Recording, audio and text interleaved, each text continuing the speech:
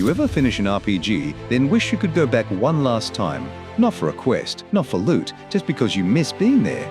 These are RPGs with worlds you never want to leave.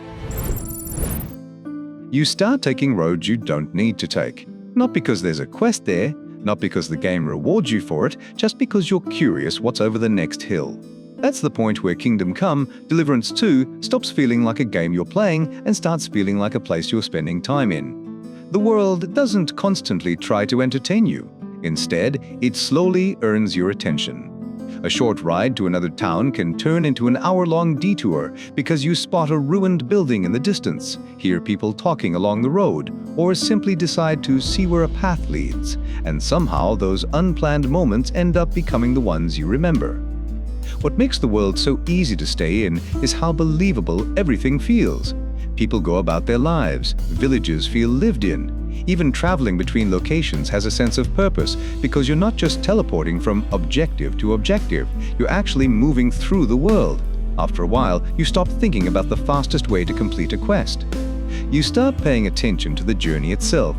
Some of the best moments happen when absolutely nothing important is happening. You're just riding through the countryside, taking in the scenery, and realizing you've completely forgotten about the mission you were supposed to be doing. Kingdom Come, Deliverance 2 is the kind of RPG that makes you want to stay a little longer every time you log in. Most RPGs want you to reach your destination. Dragon's Dogma 2 makes the journey feel just as important. You'll leave a town with a simple goal in mind, fully expecting to be back a few minutes later. Then something happens. A cave appears off the side of the road. A massive creature suddenly changes your plans. A distant tower catches your attention. And before you know it, the entire trip has become an adventure. The world constantly creates stories that weren't part of your original objective. That's what makes it so difficult to leave. Travel never feels like dead space. Even long journeys have a habit of creating memorable moments. The game doesn't always tell you exactly what's waiting around the next corner. And that uncertainty becomes addictive. You start checking places that seem unimportant. You take detours that probably aren't necessary. You stop treating the map like a checklist and start treating it like an invitation. The world rewards curiosity in a way that feels natural, not because it's constantly throwing rewards at you, because it keeps giving you reasons to wonder what's ahead. Eventually, you stop rushing. You start enjoying the feeling of being out there. And when exploration feels that rewarding, leaving becomes surprisingly difficult. You'll head toward a contract, get distracted by something strange in the woods, help somebody you've never met before, and somehow forget what you were originally trying to do. That happens constantly in The Witcher 3. The world has a way of pulling your attention in different directions without ever feeling like it's wasting your time. One path leads to a hidden location. Another leads to a story you didn't expect. And before long, you're following your curiosity instead of your quest marker.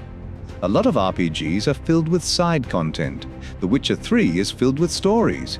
That's the difference. Even small discoveries often feel worth investigating because there's usually something memorable waiting at the end of them. A character, a mystery, a decision, or simply another reason to keep exploring. The world feels large, but more importantly, it feels meaningful. You don't just remember places, you remember what happened there. And that's what makes leaving so difficult. Long after you've finished playing, you'll still remember locations you stumbled across by accident. Not because they were important to the main story, because they felt like part of your own journey through the world.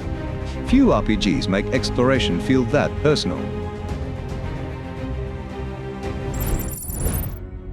Sometimes you'll see something in the distance and immediately change your plans. Not because the game tells you to go there, because you need to know what it is. That's the feeling Tainted Grail creates better than almost any RPG on this list. The world constantly feels like it's hiding something. A strange ruin on the horizon, an unusual path disappearing into the fog, a location that clearly has a story behind it. The game understands that curiosity is one of the strongest reasons people explore. You're rarely moving forward just because a quest tells you to. You're moving forward because you genuinely want answers. And the world is very good at making you feel like those answers are just a little further ahead. What makes the experience so memorable is the atmosphere. There are moments where you'll stop walking and simply look around. Not because you're lost, because the world feels mysterious enough to deserve your attention. The deeper you explore, the stronger that feeling becomes. There's always another place worth investigating, another secret worth uncovering, another reason to keep going. You can finish quests, you can clear objectives, but the feeling that there's still something left to discover never completely disappears, and that's exactly why it's so difficult to leave.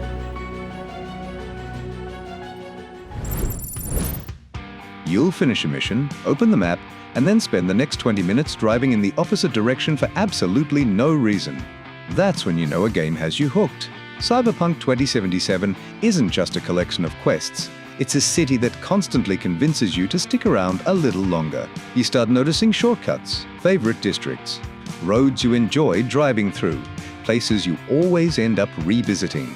The longer you spend in Night City, the more familiar it becomes. And that's what makes it special. You're not simply exploring a location, you're slowly learning how to live inside it. Even when you're not actively doing anything important, the city remains interesting. A random side street, a neon-lit alley, a district you've somehow never visited before. The world keeps giving you reasons to look around. Eventually, you stop opening the map every few minutes. You know where things are, you know where you want to go. And somewhere along the way, Night City stops feeling like a setting. It starts feeling familiar. That's a difficult thing for any RPG to achieve. And it's one of the reasons people keep coming back. You'll see something in the distance and immediately abandon your original plan. That was true nearly 20 years ago, and it's still true now. Oblivion Remastered reminds you why so many players fell in love with open-world RPGs in the first place. The world constantly rewards simple curiosity. A ruin on a hill, a cave hidden in the forest, a path you've never taken before. Every discovery feels like it could lead to something interesting, and most of the time, it does. What makes the world so easy to stay in is its sense of adventure. There's always another place to explore, another location marked on the horizon, another reason to keep wandering. The game rarely rushes you. Instead, it encourages you to slow down and see what you find. Hours disappear that way. You log in with a goal, then somehow spend the entire session doing something completely different. The best exploration games make you curious. Oblivion makes curiosity feel rewarding. And that's why people still talk about this world all these years later.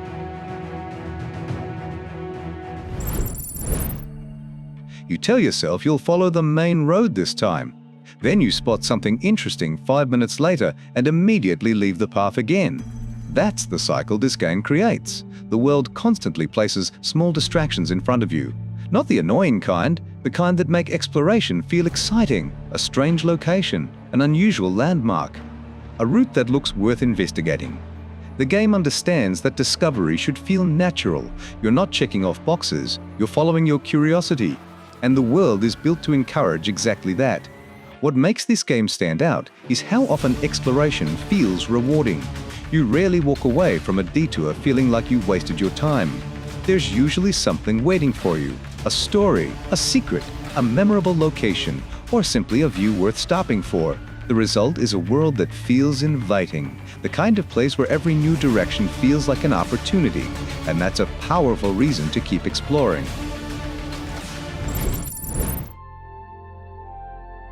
Leaving town actually feels like preparing for a journey, and that's what makes Outward so different from most RPGs. In many games, travel is something you rush through. Here, travel is the adventure. Before you head out, you're thinking about supplies, equipment, food, the route you're going to take. Because once you're out there, the world doesn't always make things easy. And strangely enough, that's what makes it so memorable. Every successful trip feels earned. Every new location feels significant. Every return home feels satisfying. You start forming memories around journeys rather than destinations. You remember the road you took, the mistakes you made, the places you discovered by accident, the close calls that nearly ruined everything. Very few RPGs make the world itself feel this important. The environment isn't just connecting content together, it is the experience. And after spending enough time exploring it, you stop thinking about objectives. You start thinking about where you want to go next. That's when you know a world has become difficult to leave.